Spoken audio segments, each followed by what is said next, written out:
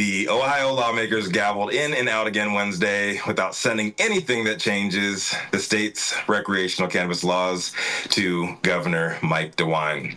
Per the article, members of the House shot down a late-night effort by Representative Bill Seats, Republican out of Cincinnati, who was trying to expose floor amendments to an unrelated bill that would have changed licenses for level 1 cultivators, create more stringent advertising and packaging regulations, and enacted a public smoking ban, according to legislative text. Even before that, negotiations on the issue burned out in the Senate on Wednesday's marathon session. And it should come as no surprise that a divided Ohio House GOP caucus has been at a stalemate for months now on what to do and whether to do anything when it comes to changing what voters ratified in Issue 2 in November 2023. House Speaker Jason Stephens, Republican out of Kitts Hill, said twice this week that he thinks standalone legislation to regulate Delta-8 THC and other hemp-derived products might be a viable pathway. DeWine has been begging the legislature for months to take issue on this, even saying in January that he'd have no issue with an all-out ban of Delta-8 THC, a route that other states have gone. Very few regulators of the substance exist in Ohio, which is why it's legal to buy at any age. Stevens said that conversations will continue over the summer, although it's unlikely any serious lawmaking will occur between now and the November election. So it's looking like Delta-8 peddlers live to see another day, as Republican infighting once again gets in their own way of doing what they believe is right. The crazy part about all this, in my opinion, is the fact that it exposes how bullshit the right-wing prohibitionist whole Save the Children crusade has been from the jump. Statistically speaking, THC sales have not and will continue not to be an issue in legal states when it comes to kids getting their hands on product. But here in Ohio, like Texas, kids can legally buy Delta-8 from any gas station or strip mall kiosk that they want to. So when your party's governor says that he supports anything getting done on this issue, and both chambers of your state government are being run by your party, and you can't agree as to how it'll happen, and you miss your shot to do anything, this is Virginia all over again. I think the Republicans are just proving that they can win elections off of emotion, but they have no competency when it comes to actually governing. Maybe I'm wrong, and you guys can set me straight if so, but I'm just calling it as I see it. Next time y'all want to bring up ER visit numbers and tie that to kids and their access to gummies and unregulated products that look like candy or products that they are familiar with, remember who you guys put in charge of regulating this shit and what they have or have not done to get it under control. I'm Rico Lamitte, the dopest dad on the street for High 9 News. Let's talk about it. Delta-8, man. I want to hear what Dr. Mark has to say about this, really. Yeah, well, it's problematic because when Delta-8 is synthesized from CBD, it's not a clean reaction. And so there are multiple products, when I say products, multiple isomers of THC that are in there, including iso Delta-8 and iso Delta-4-8. And there could be, there's 32 possible THC isomers.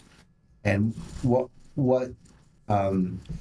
Chris Hudala and Josh Swider and a lot of the folks who are running these testing labs that are basically saying that they can tell synthetic THC from natural THC. And what that means is that there are basically little things that the sophisticated analytical lab can basically determine are in there. The problematic thing is that we don't know what the long-term impact of those are on human health. It's likely because they're just THC isomers that they're probably okay. But we really don't know if they're okay or not. And, you know, again, the thing you always hear about Delta-8 is that it's less potent than Delta-9. I think part of the reason for that is because there's all these other things that are in there that kind of dilute it. So until we establish the safety of those byproducts, how can Delta-8 be responsibly regulated? They don't know like what impact those have. They don't have a standardized process to produce Delta-8, right? So without a standardized process, they can't put product specifications on a production batch where they say, okay, we want to have ISO Delta-8. Let's just on that one, for example. That needs to be in there in less than 0.2% or something like that, right? Based on safety testing, because above that level is problematic. Well, first of all, the testing in humans has to be done to determine that that indeed is problematic. But then someone has to sit down on these Delta-8 producers to say that, hey, you can't have ISO greater than 0.2%. But there's nobody there to basically police and regulate that industry. So those products are out there. And so I would say, so Mike DeWine is probably, again, just probably only as good as the information that he's fed. Yeah. And the information is very incomplete. Even for, state-of-the-art operators, they still don't know how to make a clean Delta-8 product. If someone can make a clean Delta-8 product, they ought to send a sample to me or send it to Proverde or Josh down at Infinity so we can get the word out that, yes, there is a clean Delta-8. It's 99.99% Delta-8, and it doesn't have 2 or 3% of these other things in there that we just don't know what their long-term impact is on human safety. What do you think about this, Dr. T? Well, I mean, yeah, the issue is that we've been using cannabis, which is Delta-9 and CBD, for thousands of years. And so we have some understanding of cannabis. But when you take this plant and you alter it, then we don't know what's going to happen. And that's really the issue, is that people are taking this plant and they're altering it and creating all sorts of issues with it. Delta-8 might be great, but we've got to take it, we've got to do either the appropriate research with it or have a history of thousands of years of use of it, which we don't. And so, sorry to say, Delta-8 has to be regulated a lot more than cannabis. I think that they should just legalize cannabis, but keep Delta-8, make Delta-8 go through the path of regulation and through like a FDA process. Is that what you're alluding to, Dr. T? Yes. Well, he brings up a really good point, which is that Delta-8 is synthesized, right? It's not extracted from a plant, right? So while CBD is extracted from the plant, crystalline pure CBD isolate goes into a chemical reactor to make Delta-8. So they're basically doing active pharmaceutical ingredient synthesis without the correct regulatory oversight.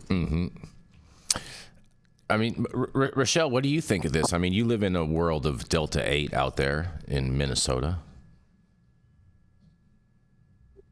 I think you mean neighboring Wisconsin. Oh, Wisconsin. They banned Delta-8. Sorry. Minnesota. But yeah, Wisconsin, they're still rocking the D8 for sure. I would agree. Delta-8 really concerns me, along with all the other like HHC and THCO. But frankly, this is like the government's fault for allowing this to happen by not legalizing cannabis. People are going to get high on whatever they feel they can. And the problem is all the misinformation around Delta-8 and HHC. I saw someone at a local fair selling HHC products, telling people it was medical grade cannabis. And that's just a blatant lie. So do you think that those people really believe that, or do you think that they know that they're lying? Because I don't think that they're smart enough to know that they're lying to people. I think they're actually they think that they're telling the truth. I don't know if those people who were saying that knew they were telling the truth. I kind of feel like I don't want to give them the benefit of a doubt, because they also were telling people that you would not fail a drug test if you took a Delta-8 hemp-derived THC drink, which is also that's when I stepped in. I was watching everything go down, and a woman asked that. And he was like, nah, you'll be fine. And I stepped in and I was like, ma'am, actually, like, just in case, if you're under strict drug testing requirements, I would not consume this product. Mm-hmm. They didn't like that very much. Oh, but I'm sure that they didn't. You blocked their sales. But they almost got her fired. I mean, but they're not worried about that. But it's just on probation. They're not worried about that. They're trying to make that quick buck. They don't care about if that person gets fired or not. They have no liability, no onerous. Like, there's nothing that they can do to come after them for that if they did.